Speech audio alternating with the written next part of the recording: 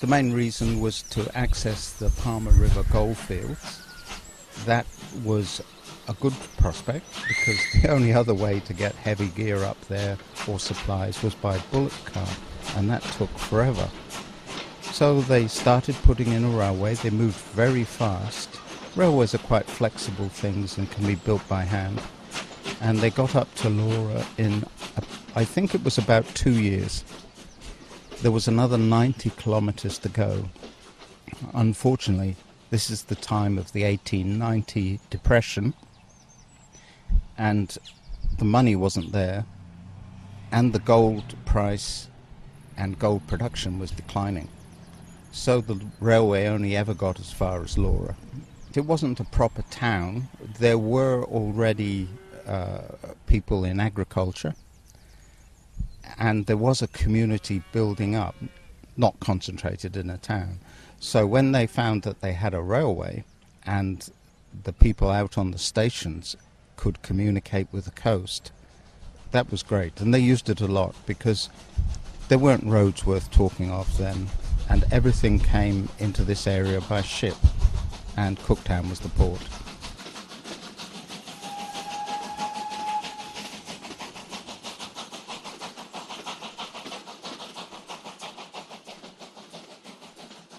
It was used actively from 1885 through to World War II, certainly.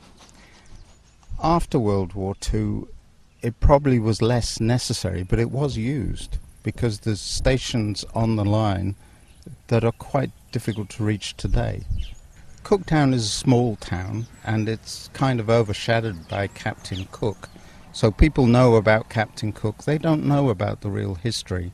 We had a thriving town, lots of Chinese people, lots of people on their way through to the gold fields, and the railway was an important part of that history, which is known to locals, but it's not that well known outside. I'm hoping it will become more so, because it makes Cooktown a more interesting place for visitors.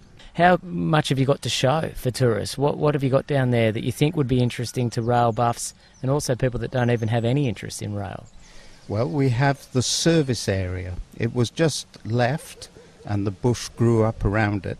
So we have a turntable pit, we have the footprint of an old loco shed, we have a collapsed water tank, we have the embankments, and you can generally envisage what we're doing. This is going to be seriously interesting for the rail buffs, of whom there are many, but it's pretty interesting for just anyone who's interested in history.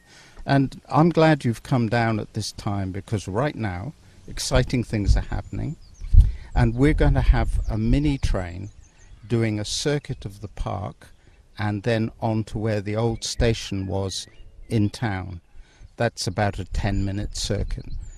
And the Shire is just now deciding how to do it and whether to do it. But I think if you come back in 2 years, bring your kids with you, they're going to have a great ride around the park. How hard is it to make an argument to the people of Cooktown that the place needs a mini railway, an operational mini railway as a tourism asset? Surprisingly, it's not hard at all, because a lot of people have kids. Everyone likes to ride on a train, even adults. And we're not talking serious money here. We're talking about $250,000. Put that in perspective, it's probably less than we'd spend on 3 Toyota station wagons for the Shire. So it's not big money, it's a lot of fun, it's going to bring in the visitors. Everyone's in favour. What is it about rail, do you think, that gets some people's juices running in Australia? You call them rail buffs. Is this an untapped tourism potential in your opinion? Well, it certainly is for us. And yes, honestly, they tend to be older men, a bit like me, I suppose. And they are seriously interested. They know all the numbers, all the statistics. They know about the engineering. I'm afraid I don't. But I'm having to learn as we go along. And those people, they will literally cross the continent visiting old railway sites, and we want to be on their list. What are some of the things about this working old rail yard down here that you think would be interesting to rail buffs? What are some of the the ways that it used to work that people wouldn't necessarily know or think of these days? The big centres in Australia, they had access to virtually anything they wanted. We are ways away from that, and we're running a railway in 1890 remotely. Everything was having to be done by people who lived here and made do and substituted and generally struggled to keep a service going. They had 2 steam engines running, and that is a serious lot of maintenance to be done. And they managed. Good on them. Do you need some old trains or things there to keep people interested? You want the rail buffs to come. Do you have to spend money going and getting old locos or steam engines? Surprisingly, again, no, you don't have to spend money. If we've got an exhibition area and visitors, there's a remarkable amount of old rail equipment around the country that's mouldering in the corner of people's yards, and they would be happy to donate it just to know that it would be on display. You've got the idea for the mini train that would run around Cooktown, about a 10-minute journey, and then you want to revitalise the old rail park. Where are you at with both of these plans? Okay, the rail park first. If you come up now, you can walk round, preferably with a guide, because there's no signage yet, and have an interesting half-hour visit. If you come back at the end of the tourist season, we will have signs, we will have extended the footpaths, and you will have a pleasant and interesting stay. If you come back in 2020, it's going to look really good. As far as the mini train goes, we're at decision point within the Shire. I'm very hopeful that it's going to be approved, and we will start looking for the details of the business case and how to get the funding, and that will be ready in 2020. I'm keeping my fingers crossed, but I would say 5 to 1. 5 to 1. Is that the odds you're giving yourself? Yes, you have to be prepared for things to go wrong, of course, but I think we'll get it done. What about the money? Where's that going to come from? $250,000 for the mini railway? That's not small change by any stretch.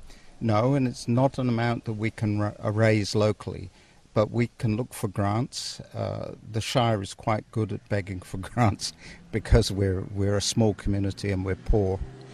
But I think $250,000 is not an unachievable target. We will get there.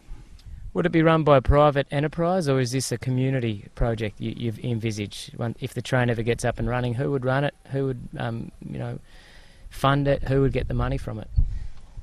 It's a combination.